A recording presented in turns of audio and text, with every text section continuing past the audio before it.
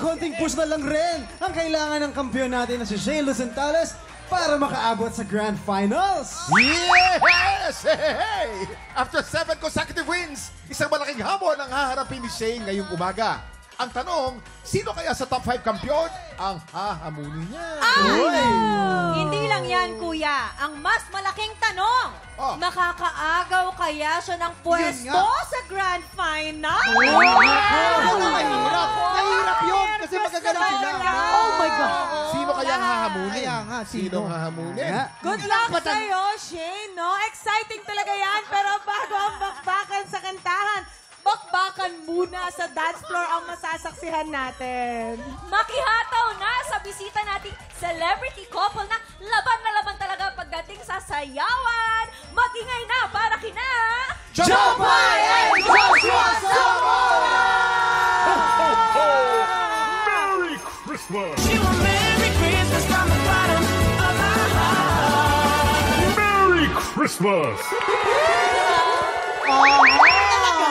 Joshua and Jopay! Merry Christmas! Dito sa TikTok lang! Galing mo. Tsaka buti na lang Joshua at sinusunod mo yung mga turo ko sa'yo. Welcome back dito sa Bumati po na naman kayo sa ating mga tiktropa. Joshua and Jopay. Tropang Magingay! Basta kayo? Naku, alam nyo, busy itong mag-asawang ito. Bukod sa concert, meron pa kayong upcoming movie.